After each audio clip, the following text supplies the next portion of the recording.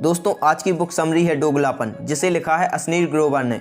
हम में से कौन है जिसने टीवी और सोशल मीडिया पर असनीर ग्रोवर के बारे में फेक न्यूज को नहीं सुना। पर इस वीडियो के जरिए आप खुद जानेंगे कि कैसे उन्होंने भारत पे को वो कंपनी बनाया जो वो आज है, कैसे कोटक बैंकर्स के साथ प्रॉब्लम हुई और कहां से आई वो वायरल ऑडियो जो ट्विटर पर पब्लिश की गई थी, और किन घटनाओं की वजह से असनीर ने कंपनी से रिजाइन कर दिया। इन सभी सवालों के जवाब आपको इस वीडियो में मिलेंगे। उसके पहले वीडियो को लाइक और चैनल को सब्सक्राइब कर लीजिए। वो इस बुक के जरिए दुनिया को अपने हिस्से का सच बताना चाहते हैं कि कैसे उन्होंने एक कंपनी खड़ी की और सफलता की ऊंचाइयों को छुआ और अपने हक के लिए एक लंबी लड़ाई लड़ी और बाद में असनीर ने कंपनी से रिजाइन कर दिया।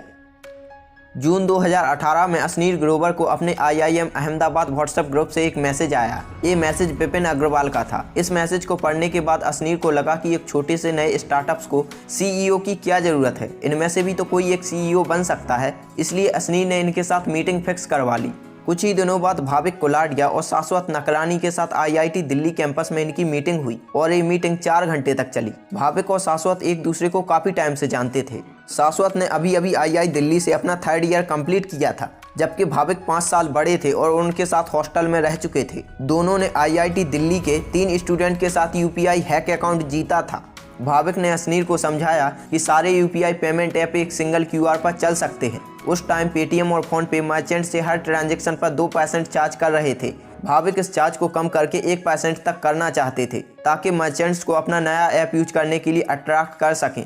असनीर ने कहा कि अगर वो लोग 1% चार्ज करते हैं तो वो गेम चेंज नहीं कर पाएंगे और ना ही सक्सेसफुल हो पाएंगे, क्योंकि अगर किसी ने लास्ट में 0.9% रेट सेट कर दिया तो इस बात की होल्ड लग जाएगी कि कौन सबसे कम रेट दे सकता है। भाविक सिर्फ टेक्निकल पॉइंट ऑफ व्यू से सोच रहे थे, जबकि असनीर बिजनेस साइड देख रहे थे। असनीर ने सजेस्ट किया कि अगर वो सेलिंग के बजाय डिस्ट्रीब्यूशन पर फोकस करें और अपनी सर्विस फ्री रख सकते हैं ताकि ज़्यादा से ज़्यादा मर्चेंट उनका ऐप यूज करें। भाविक को एहसास हुआ कि उन्हें अपनी कंपनी को बनाने के लिए असनीर जैसे ही को-फाउंडर की ज़रूरत है।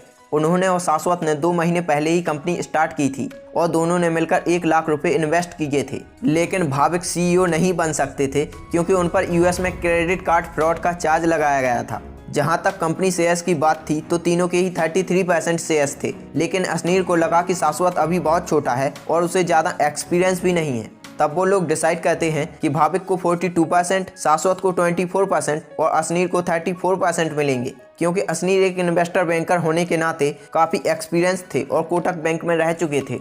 असनीर कहते हैं कि हमारा प्रोडक्ट पेटीएम और फोन पे और जितने भी मर्चेंट सर्विस हैं सबसे बड़ा होगा। असनीर इसके बाद इन्वेस्टर के पास पैसे लेने के लिए चले गए और कुल मिलाकर 1.9 करोड़ रुपए इकट्ठा हो जाते हैं। भारत पे का पहला QR 15 अगस्त 2018 में रिलीज हुआ और उसके बाद से ही कंपनी ने पीछे मुड़कर नहीं देखा।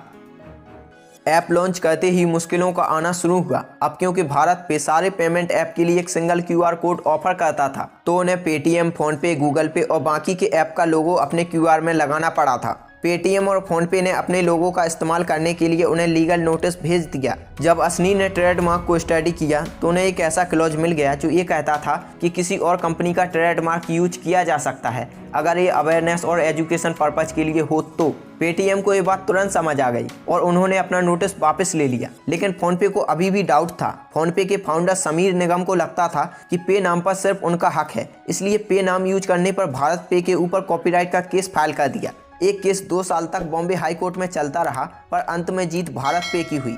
हाई कोर्ट ने अपना फैसला सुनाया कि पे नाम पर सिर्फ फोनपे का राइट नहीं हो सकता, क्योंकि पे एक कॉमन यूज होने वाला शब्द है।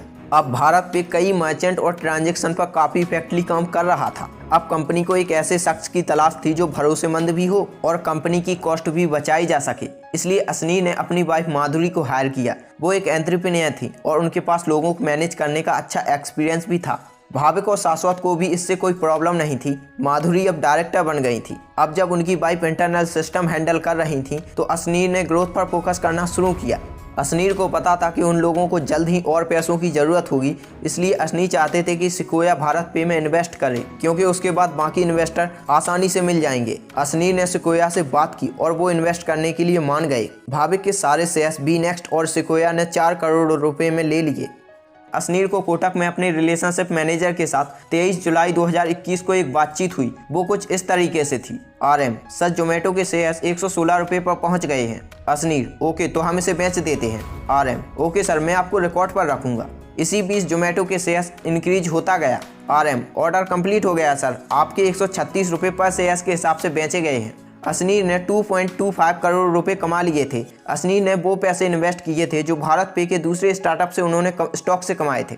जोमेटो में असनीर ने 100 करोड़ रुपए इन्वेस्ट किए थे, लेकिन किसी को ये नहीं पता था कि इनमें से 5 करोड़ उनके खुद के हैं और बाकी के 95 करोड़ उन्होंने कोटक से लिए थे 10% इंटरेस्ट लोन पर। अब क्योंकि जोमेटो के IPO से उन्होंने पैसा कमाया, इसलिए वो नायका के IPO में भी पैसा कमाना चाहते थे। इसलिए उन्होंने दोबारा से कोटक से लोन लेने का सोचा, लेकिन कोटक ने उन्हें लोन देने से मना कर दिया। जब असनीर ने कहा कि कोटक ने बाकी लोगों को नायका IPO के लिए लोन दिया है, जिससे असनीर की बहस कोटक के एम्प्लॉय से हो गई, असनीर ने कोटक को लीगल नोटिस भेज दिया। 1 नवंबर को नायका का IPO बंद हो गया और उन्होंने डिसाइड किया कि अब वो कोटक के साथ आगे कोई रिलेशनशिप नहीं रखेंगे।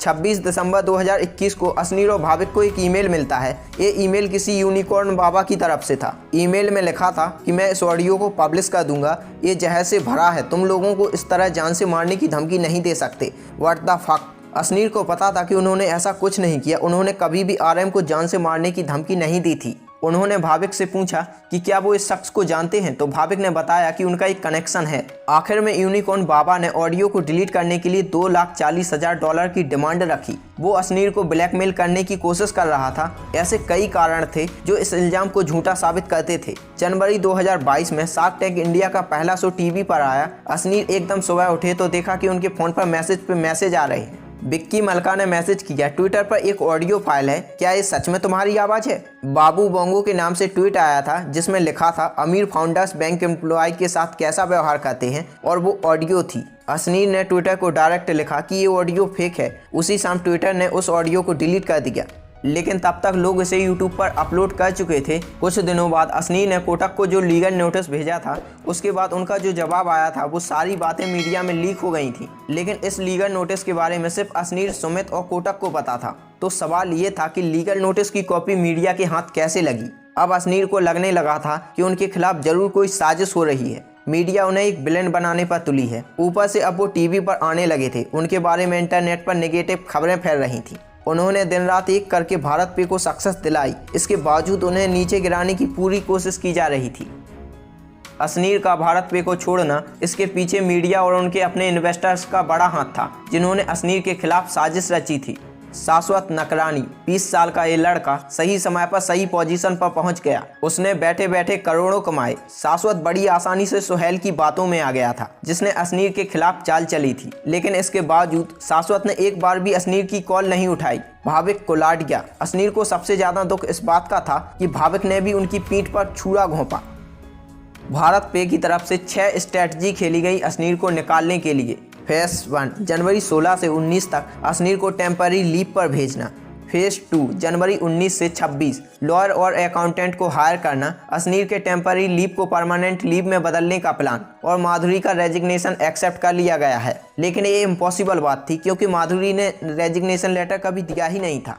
फेज 3 जनवरी 26 से 18 फरवरी एक फेक इन्वेस्टिगेशन करके सब कुछ मीडिया में लीक करके असनीर और माधुरी को रिजाइन करने के लिए मजबूर करना।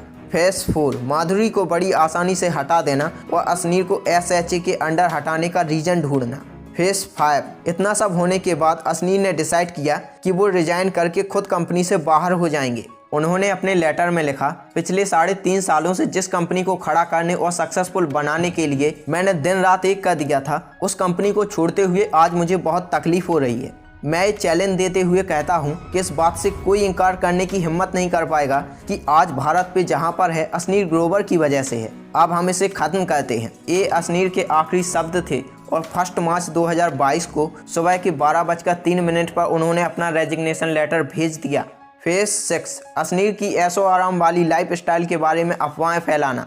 दोस्तों, आज भी असनीर के पास $240 मिलियन वर्थ की 8.43 इक्विटी के साथ कंपनी के सबसे बड़े इंडिविजुअल शेयर होल्डर हैं। दोस्तों, इस वीडियो में आपने असनीर ग्रोवर की स्टोरी जानी। इससे उन्हें दुनियादारी का पता चल गया कि कौन उनके दोस्त हैं और कौन नहीं। बेशक इतने सालों में उन्हें जो अनुभव हुए, उसने उन्हें सिखाया कि असली दोगलापन क्या होता है। उनके लिए दोगलेपन का मतलब है सक्सेस में फेलियर और फेलियर में सक्सेस। वो कहते हैं, आपके अंदर एक आग होनी चाहिए। आप जो लाइफ में चाहते हैं, आपके अंदर उसे पाने की भूख होनी चाहिए। दोस्तों अपना कीमती वक्त देने के लिए बहुत बहुत धन्यवाद। ये वीडियो कैसा लगा कमेंट करके जरूर बताइए और इस चैनल को सब्सक्राइब कर लीजिए। मिलते हैं नेक्स्ट वीडियो में।